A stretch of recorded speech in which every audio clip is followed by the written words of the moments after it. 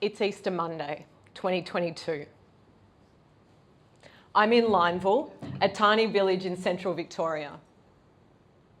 I'm packing for my daughter and I to do the 10-ish hours drive back to Sydney. I'd spent time caring for my little brother Shane. Little in that I'm a whole 10 months older. He'd been diagnosed with brain cancer after having a seizure the previous Christmas.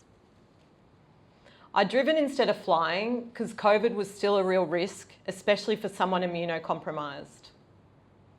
And Shane had just finished chemo and radiation after an unsuccessful craniotomy revealed the worst kind of tumour, a GBM, a glioblastoma multiforme. Terminal and caused him frequent and extreme seizures. Shane interrupts my packing and asks me sheepishly, "Hey Dan, what would it look like if you didn't go home?"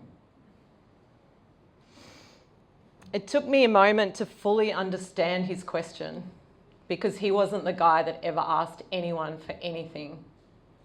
He never imposed, so this was big. Once the request registered with me, "Of course I'll stay," I said, and then frantically went to the next room to work out what it would take to move my life interstate for an indefinite period and send my 15-year-old daughter back home to Sydney. Shane tells me then that he has a doctor's appointment the day after next, and it's to see him about voluntary assisted dying. And he needs me to take him. Again, I say, "Yes, of course I will." And in my head, I'm thinking, this is really token, you're not going to die. He and we are fighting this. Shane's 47, a single dad to 3 gorgeous teens, and everything to live for. And at that moment, a text interrupts me that I have 2 days to pay my car rego. I'd forgotten about the bloody pink slip. And registering my car because I'd planned to be home by then. It's a very only New South Wales thing, so if you're an expat, we know. The following morning after Easter shutdown, I frantically ring around to try. Most mechanics closed, really booked out, or even worse, they can't do a pink slip. My car's New South Wales, no. In desperation, I call friends near the New South Wales border and ask them if I can get my car halfway, can they do it and bring it back somehow? I wasn't really sure, but everyone's ringing around and no luck.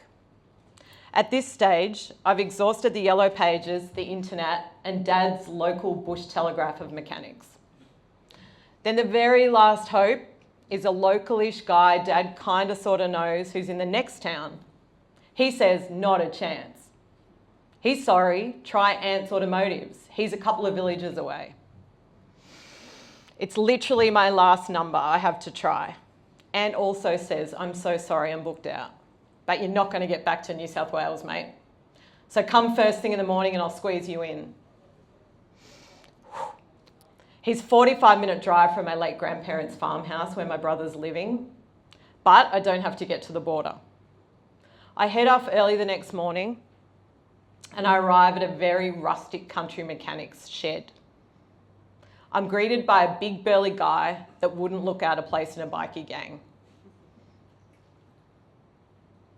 He's bushy, friendly, and covered in grease. And I walk through what looks like an old car graveyard. Cars and car bits everywhere. It's filthy. Typical, if you've been to one back in the 70s or 80s, that servo garage in one style. I follow him to the back office and it's filled with papers.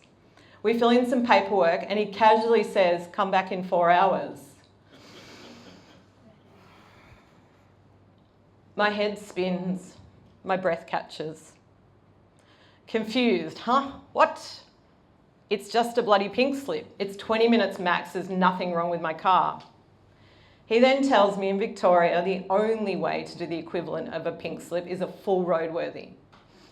He has to take the tyres off, photograph everything, upload it to Vic Road system that will speak to a New South Wales service system. At that moment, time stops. I can't. I burst into tears. The dam broke. I'm exhausted, worried, scared, and stressed.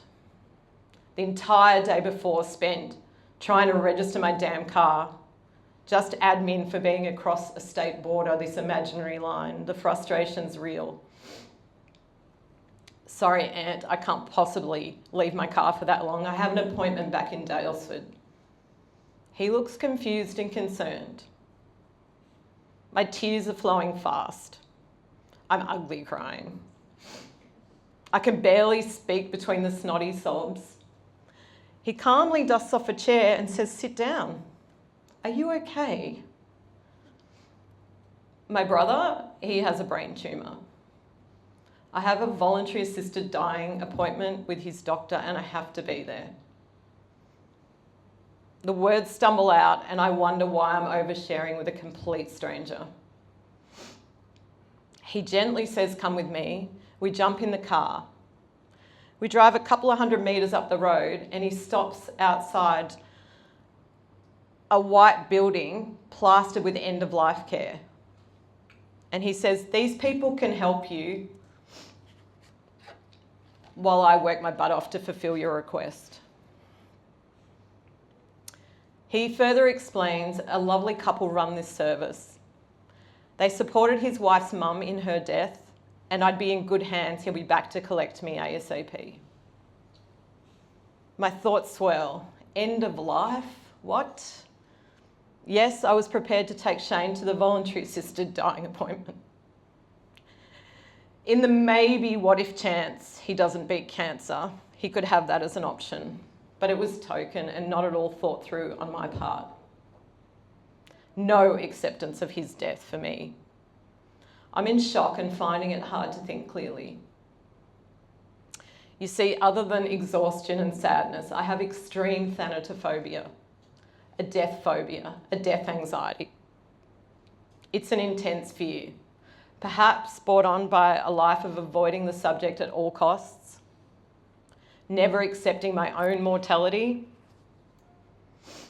or maybe it's my first job. I was a police officer and saw much of the wrong side of death. Either way, a deep avoidance had been cemented. I managed to pull myself together to have a conversation with the lovely Jeremy and the wonderful Claire, who explained they run Shannon's Bridge, an end-of-life care charity. They can help Shane through the dying process. They can help him with practical support and care. And still, he's not dying. We're battling this despite the terminal prognosis.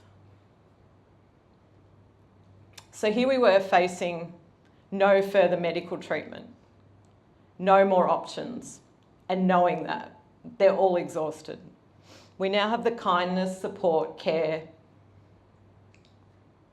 empathy from Jeremy and Claire, who work with patients to connect them and their families with services to help them have a home-based death, like the best kind of death care service. They accepted Shane and he accepted them. And with that, they got our whole family.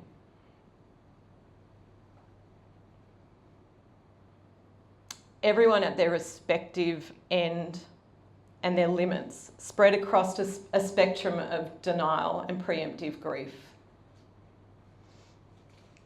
Supporting and caring for Shane and our family almost daily for the next few months. They were with us every step of the way. I stayed in Victoria for that time to support him as his carer. And they opened up conversations that I'd once feared, like, where do you want to die? What do you want to happen to your body when you die? They gave Shane a level of acceptance and even me. Shane declined rapidly over this time, needing more and more care, which they supported kindly. They facilitated everything he needed, and the assisted dying option had been forgotten. But the excruciatingly cruel reality of a GBM diagnosis meant it was not a fair fight. It wasn't a long one, And the fight with cancer is a complete myth. It's not an even playing field. Shane died 3.5 months later. It was according to his dying wishes though. And yes, I can now use the words death and dying thanks to these absolute angels. In my grief and after his death, I had regular visions and meditations and dreams of supporting others in end of life, helping them to have the similar meaningful conversations we had about their life, their legacy, and their death, and all the in-betweens. You see, Shane was the 7th death I'd been present for, but the very first that ever mentioned the words death and dying at all, which is just crazy to me, and the difference it made. Claire and Jeremy were able to gently, delicately, and deliberately have conversations with Shane and elicit information that our family could not. They made it okay to talk about the reality of life in that it ends. And they were life-changing even in death. And who knew I could look back at the need for a bloody pink slip as the synchro destiny moment that led me to Shannon's Bridge by this wonderful, generous mechanic. I deeply believe, like the other speakers, we must talk about death. It helps us live fully. I now love chatting about people's end-of-life plans. You don't need to be sick or dying to have end-of-life plans. But preparing helps you get on with living. We must be prepared because those that we leave behind we love and we don't want them to have the mess. Death is our only certainty in this human form. And people will say death and taxes, and we all hear of those running off to foreign countries to evade tax. But no one's told me about a death evader. And it appears in New South Wales there's no evading the bloody pink slip either. Even in the sadness of my brother's death, I often think about how the universe catapulted me to face my greatest fear in the world and then to know and serve that purpose and help others. Thanks to a wonderful burly mechanic whose car yard I stumbled into 3 years ago, strangers, now friends and mentors, I don't have any death phobia or anxiety. I've even retrained as a mortality and death doula or end-of-life support person. I volunteer at Bear Cottage Children's Hospice, and I manage the National Dying to No Day campaign through Provida, which is a campaign to host events and create spaces for meaningful conversations in our community about death, dying, grief and legacy, and taking action to get dead set. Come ask me how. Thank you.